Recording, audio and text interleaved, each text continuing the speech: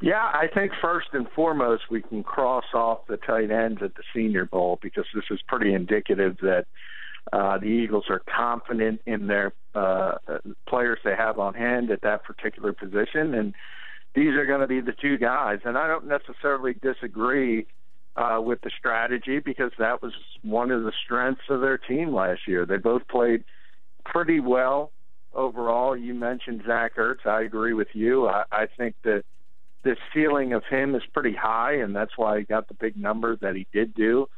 And Selleck at this stage of his career is going to take a step back and sort of fit into that number 2 role.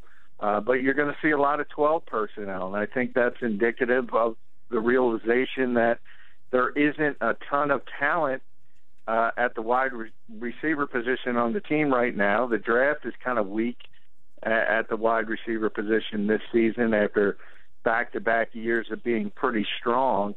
And other than Alshon Jeffrey, we talked about that. That's pie in the sky. There's not a lot of guys outside the Eagles organization or free agency that are going to step right in and really elevate that position.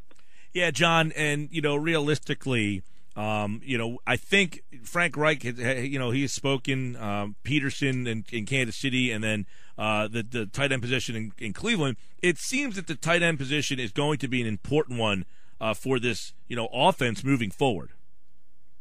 Yeah, you're right. I mean, look at Kansas City. Jason Kelsey's brother there had a great year. He was the number 1 guy. They used a lot of 12 personnel as well. So they obviously stole Jeremy Maclin from the Eagles in free agency last year, so they had a little bit more than years prior in Kansas City at the receiver position. But I think that's their mentality, is they like 2 tight ends on the field because it not only helps you in the receiving game, obviously it allows you to protect the quarterback a little bit better, and we've all seen the really, really good defenses in this league, specifically the 2 teams set to meet in the Super Bowl.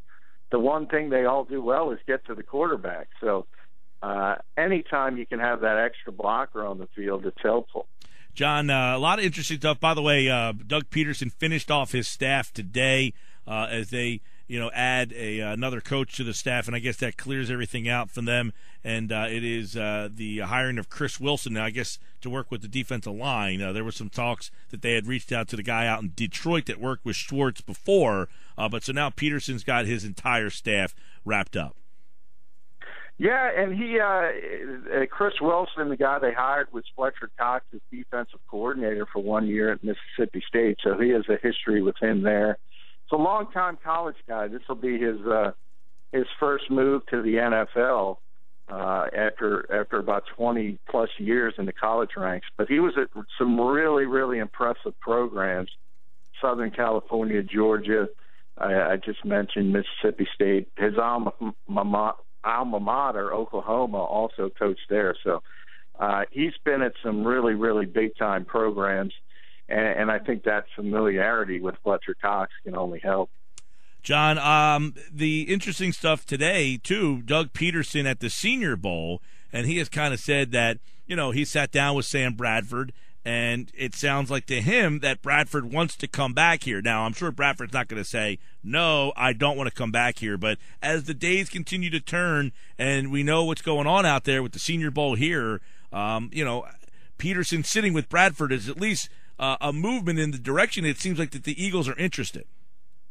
By the way, how can Doug Peterson sit with Sam Bradford when Chip Kelly told me he couldn't talk to Colin Kaepernick because of the CBA? Look, the Eagles have some time. The issue here is money. If it wasn't money, Sam Bradford would be back as the quarterback of this team. But I think they're very, very uncomfortable putting a price tag of $20 million on this guy, and I don't blame them.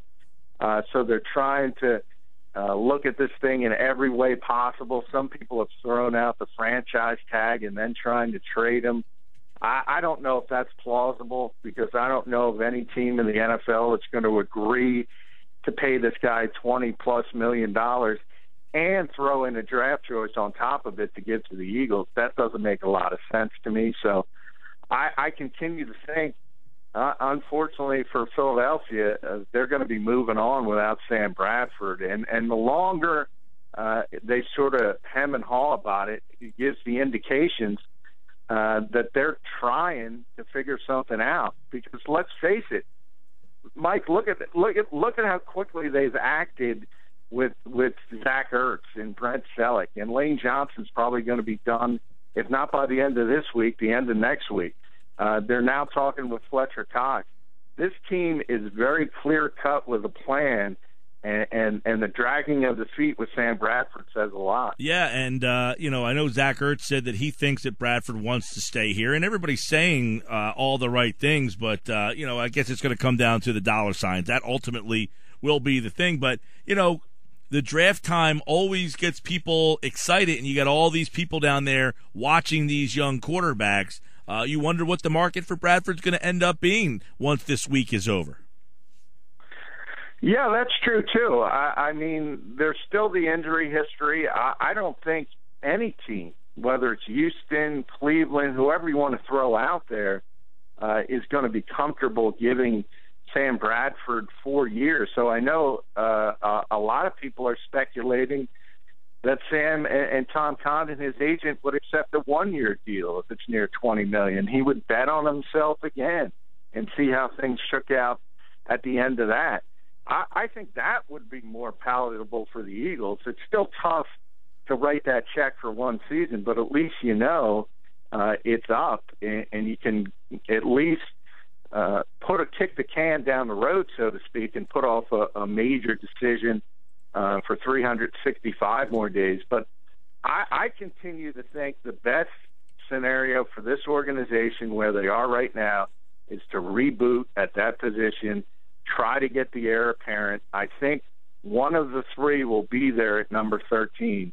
That's not definitive, but I think one of the big three, and I'm talking about Jared Goff, Paxton Lynch, Carson Wentz, will be there at number 13. John McMullen, 97.3 ESPN.com. John, with Howie Roseman down at the Senior Bowl, I know that they have said that they're looking for a personnel head. Vice President Howie Roseman is clearly running the personnel department now, right? I mean, is this his? Exactly.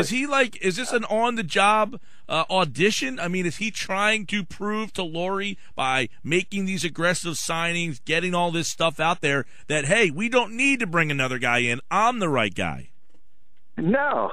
He's the head of the personnel department. He was before Jeffrey Lurie spoke, and he is now, and he's going to be after they hire the personnel guy. The personnel guy is going to be hired to handle the day-to-day operations, sort of what Tom Donahoe is doing now, because he was in semi-retirement, more of a consultant. He doesn't want to handle that, which is a heavy workload. And that's the guy they're looking to replace. That's the wrong word because they like Donahoe, but he doesn't want to do the job full-time any longer. That's the mentality. It was just very, very difficult when they hired Doug Peterson because of all the things that have gone on. I just talked about kicking the can down the road with Bradford. Laurie did with announcing Howie Roseman as the leader of this organization's football operation. Just didn't want to talk about it on that particular day. Yeah, and, he is at the Senior Bowl here and basically is acting as he's running the personnel department, as you said, and he negotiated the contracts with Ertz and Selleck. He's down there for all the practices here. Do you think, though, that they are going to be or are close to bringing someone in here to run that department? I'm sure they're close. I mean, that's what you do in Mobile, and that's how they hired Chris Wilson. Everybody, as far as a coaching perspective and a scouting perspective, is sort of like a convention down there for the Senior Bowl, and that's where you can interview everybody you have in mind. But again, any spin that it's somehow they're going to get somebody who's going to have more power than Howie Roseman, if any fans are thinking that way, it's just not going to happen. It's pretty evident if you wanted to go in that direction, you needed to get that guy in place before the Senior Bowl, because this is where you do a lot of your homework for the draft itself.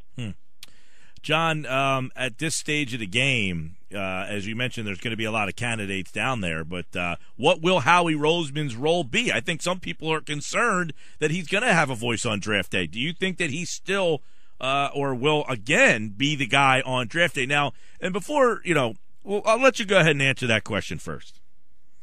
Yeah, he's going to be the guy. He's going to have the final say. It's going to be a collaborative process, and hopefully they have people now that can work together, not strangle each other. But yeah, at the end of the day, if Doug Peterson and say Howie agree, or if the new personnel director agrees with Howie, he's going to be the tie-breaking vote on all occasions, and he's going to be responsible for the ultimate decision of the draft choice.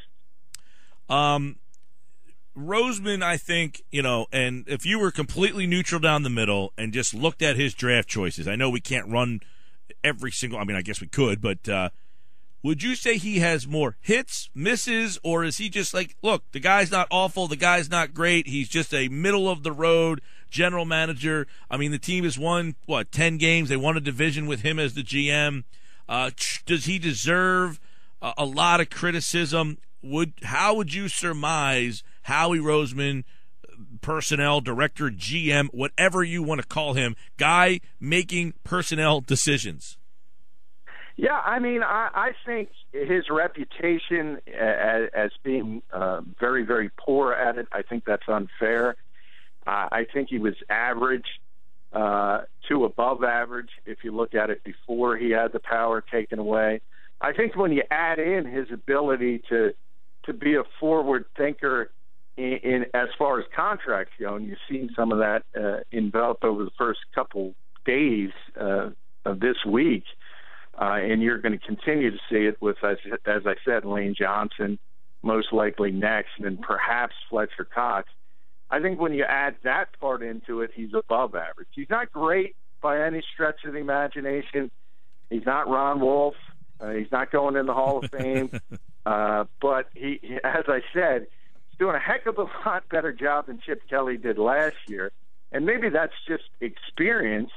And I know people have said it's a small sample size, and that's fair because he only got a very limited chance. But he's better than that. Yeah. Not to say he's great. And some of his better picks, John, during his era of GM, Fletcher Cox, Zach Ertz, Jordan Matthews, Michael Kendricks, Vinnie Curry, Lane Johnson, Benny Logan.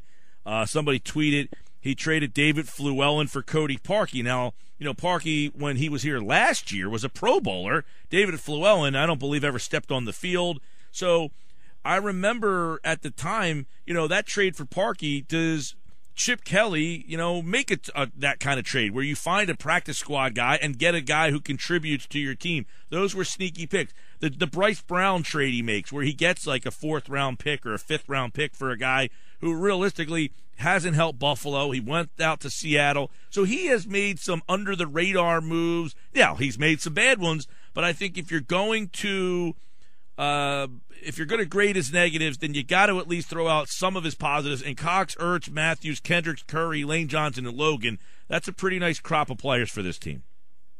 Yeah, I agree, and that's why I put him above average. You would like to see a few more hits in the later rounds, the mid-rounds specifically, because if you look at the really, really good teams in this league, they tend to hit more than the bad teams in those 4th, 5th, even 6th-round picks. Those you'd like to see. Now, you're never going to be consistent. Never. And nobody is with those types of picks. But you would like to see a few more hits who become legitimate starters or even developed in the Pro Bowlers down the line. Well, and I'm just doing those guys off the top of my head, John. There could be some deeper round picks that I'm negating here. I can bring up his draft record here. And we can kind of take a look down there. You're right. He struggled a bit at times in the later rounds, as everyone does. Again, the consistency of it is not the issue. You want a few more hits because nobody's going to be consistent with the later rounds. In the top rounds, except for Marcus Smith, and we can debate till the cows come home who was responsible for him, I still say to this day that if Chip Kelly didn't want Marcus Smith, he wouldn't have been picked at that spot. I think Howie kind of took responsibility for it last week when he spoke, or 2 weeks ago, is because he was trying to sort of spin things that he's learned and trying to be humble and all those kinds of things, because he knows there's going to be criticism about Jeffrey Lurie ping-ponging back and forth between him and Chip. So I think that was more of a PR thing than anything else. When he is listed as the GM from 2010 to last year. Now, from my recollection, there was a lot of discussion that the 2010 and the 2011 drafts were ran mostly by Reed, and that Roseman's first real in charge making the picks was 2012, which was Reed's last year, and then 13 and 14 was more Roseman. Do you have the same understanding? Is that accurate, that the 10 and 11 years was more Reed pulling the strings with Roseman, the GM title, but not final say? Yeah, and Andy had control over the roster at that point. And that's one of the things we talked about with Chip. Is one of his grave mistakes was there is a lot. Andy didn't advertise it, for lack of a better word. He didn't go out there and puff his chest out and said, look, I'm in charge of this. Howie's not a football guy, blah, blah, blah. And that's what we always use, that term, plausible deniability. And you talk about sort of the gray areas, the shade of grays. Well, was he in charge? Wasn't he in charge? Now, we all speculate, and you just went down the list, and that's what everyone thinks, but we're not 100% sure because we don't know. And those guys weren't at each other's throats. We do know it last year, and as I spoke on your show at the time, the day it happened, I said that was the beginning of the end for Chip Kelly. And I'm not trying to point out saying something I was right. Anybody could have figured that out. It was a grave mistake, and that's the last thing in the world you wanted. And now we're back to a system where Howie's in control, but in theory it's a collaborative process. And Doug's involved. The new personnel guy will be involved. And so if there's a bust again, we're going to have the same type of speculation. And that actually, in a weird way, helps a guy like Doug Peterson. Yeah, I mean, in 2010, Andy was here. 2011, Andy was here. And then in 2012, that was really the year that there was kind of, that Jeffrey Lurie had come out and kind of said, well, 2012 was the first year we really changed the way we did the draft. We took more input from Howie. They took Fletcher Cox, Michael Kendricks, Vinnie Curry, Nick Foles, Brandon Boykin, Dennis Kelly. So their first 5 picks have all played somewhat of a role, whether it's a good role or bad role in Kelly's case. Boykin was liked. Foles, people liked. Curry, Kendricks, and Cox have all been pretty good. Bryce Brown they got in the 7th round of that draft, so that draft was pretty good. The 13 was Kelly's first year here. They took Lane Johnson, Zach Ertz, Benny Logan. So for 2 years in a row, their top 3 picks all were hits. Then they took Matt Barkley, Earl Wolff, who was a starter here as a rookie and then kind of got hurt and faded. Kruger, Poyer, and King never made the league. So really only 3 hits in that draft. 14 was DeMarcus Smith, Jordan Matthews, Josh Huff, Jalen Watkins, Taylor Hart, Ed Reynolds, and Bo Allen. So kind of a mediocre draft there. But if you're saying Roseman was in charge of those particular drafts, not horrendous. No, not horrendous at all. And what I said, it was above average. And, Nick Foles, for one, that's a name.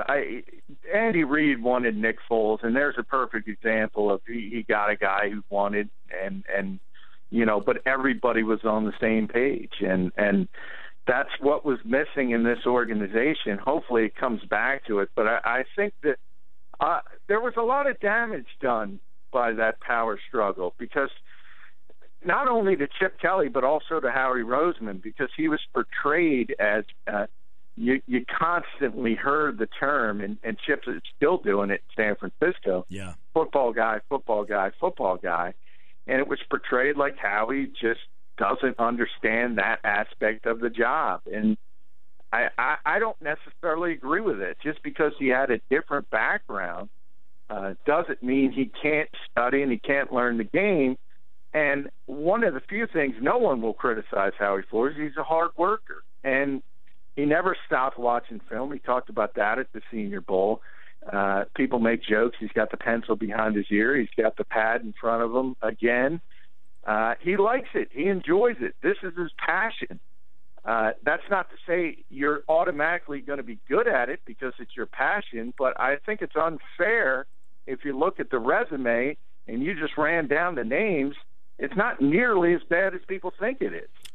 Yep, and I think, again, it makes it feel with Peterson here and then Roseman getting back, it just makes it feel like it's a very, like you took a couple steps back to go back to the future. I mean, to go back to the past, I should say. It makes it feels like, well, you were very comfortable in that time, so let's go back to that setup instead of, trying to progress a little bit. But I think that's what happened. You got a bad taste in your mouth by trying to be progressive, and it didn't work for them, and now they want to go back to the old school. Yeah, and I agree with that part of it. There's no question.